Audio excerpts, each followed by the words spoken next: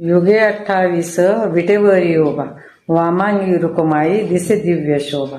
पुंडलिकाच्या भेटी परब्रह्म आले का चरणी वाये भीमा उद्धरी जगा. जय देव जय पांडुरंगा.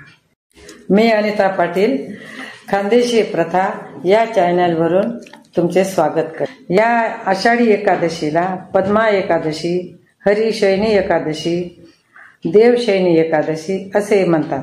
आषाढी एकादशी पासून चातुर्मास सुरू होतो. भगवान विष्णू निद्रेसाठी क्षीरसागरात प्रस्थान करतात. तेव्हा सृष्टीची सर्व व्यवस्था शंकर भगवान बघतात. या एकादशी नंतर धार्मिक कोणतेही कार्य करायचे नाही. या 4 महिन्यात दान धर्म तीर्थ पर्यटन केल्याने भगवंत प्रसन्न होतात. या व्रतामुळे सुख शांती समृद्धी व सर्व पापांचा नाश होतो व आत्म्यास मोक्ष प्राप्त होतो. श्रीकृष्ण रुक्माई म्हणजेच विठ्ठल रुक्माई. पुंडलिकाच्या भेटी परब्रह्म आले गा. या ओळीवरून परब्रह्म म्हणजे भगवंत हे पुंडलिकाच्या भेटीला कसे आले याची सुंदर कथा मी थोडक्यात माझ्या भाषेत वर्णन करते. दिंडीर वनात म्हणजे पंढरपूर, तेथे जानुदेव व सत्यवती एक ब्राह्मण जोडपे राहत होते. ते भगवत भक्त होते. त्यांची भगवंतावर खूप श्रद्धा होती. त्यांना पुंडलिक नावाचा मुलगा होता. तो खूप रागिष्ट संतापी असा होता. आई वडिलांना अतिशय त्रास देत होता. त्याच्या त्रासाला कंटाळून जानुदेव व सत्यवती काशीला निघून गेले. काही दिवसानंतर दिंडीर वनातले बरेच लोक काशीला जाऊ लागले. मग पुंडलिकालाही वाटले आपण पण काशीला जाऊ. तो पण निघाला काशीला जाण्यास. पायी चालत चालत रात्र झाली. कुठेतरी थांबावे म्हणून एक जवळ आश्रम दिसला. तो आश्रम कुक्कुट मुनी ऋषींचा होता. ऋषींना पुंडलिकाने त्याचा परिचय सांगितला. त्यावर ऋषी म्हणाले, तू किती निर्दयी व पापी आहेस असे म्हणून बरेच त्याचे दोष ऋषींनी त्याला दाखवले, बरेच समजावले. मग तो रात्री आश्रमात झोपला. पहाटे म्हणजे ब्रह्ममुहूर्ताच्या अगोदर पुंडलिकाला एकदम जाग आली. तर त्या आश्रमात 3 कुरूप स्त्रिया येताना दिसल्या. त्या तिघी आश्रमाची साफसफाई झाडलोट करू लागल्या व त्या परत जायला निघाल्या तेव्हा अतिशय सुंदर व तेजस्वी दिसत होत्या. पुंडलिक त्यांच्या जवळ गेला व विचारले, तुम्ही आले तेव्हा खूप कुरूप दिसत होत्या आणि आता जाताना इतक्या सुंदर कशा? परत गैभरून विचारू लागला, पण त्या काही बोले नाही. पुंडलिकाला खूप रडू आले. तो परत विचारू लागला. तेव्हा त्या स्त्रिया म्हणाल्या, आम्ही गंगा यमुना सरस्वती अशा 3 नद्या आहोत.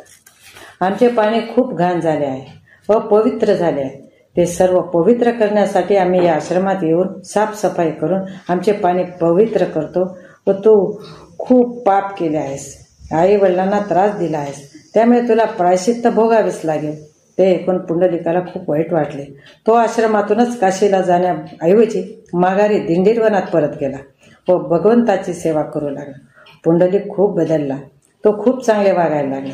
ही बातमी जानुदेव सत्यवतीला समजली. ते काशीहून दिंडीरवनात परत आले. तो आईवडिलांची सेवा करू लागला. एकदा काय झाले, कृष्ण भगवान रुक्मिणी द्वारकेत ऐशारामात राहत होते. भगवान कृष्ण 11.5 वर्ष वृंदावनात राहिले. त्यांना अचानक वृंदावनाच्या बालपणाच्या आठवणी येत होत्या. आठवणीतच भगवंताला राधाराणीची आठवण झाली. स्मरण केले तर त्यांच्या मनात राधाराणी प्रगट झाली, कारण ते भगवंतच होते. राधाराणी व भगवंत एका झोपाळ्यावर बसून खूप बाल लीलांवर बोलत होते, हसत होते.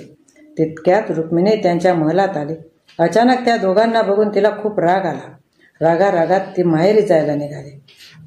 माहेरी जाण्याची ऐवजी ती दिंडीरवनात तपश्चर्येसाठी निघाली. कृष्ण भगवान रुक्मिणीला मनवण्यासाठी तिच्या मागे मागे निघाले. पण रस्त्यावर त्यांना त्यांच्या भक्त पुंडलिकाची आठवण झाली, म्हणून ते पुंडलिकाच्या घरी गेले. पण पुंडलिक आई वडिलांच्या सेवेत गुंग होता. भगवंत आपल्या दारी आले हे पुंडलिकाच्या लक्षात आले. त्याने भगवंताला सांगितले, थोडे थांबा. वीट दिली भगवंताला उभे राहण्यासाठी. तर भगवंत अजून एकटे युगे 28 पासून विटेवरीच उभे आहेत आणि रुक्मिणी ही एकटीच पुढे रागात निघून गेली. विठ्ठल व रुक्माईचे वेगवेगळे मंदिर म्हणूनच आहेत. वारकरी व भक्त भक्तीने विठ्ठल रुक्माईच्या दर्शनाला जातात. जय जय राम कृष्ण हरी. आजचा व्हिडिओ इथेच थांबवते. आवडला असेल लाईक, शेअर, सबस्क्राईब करा.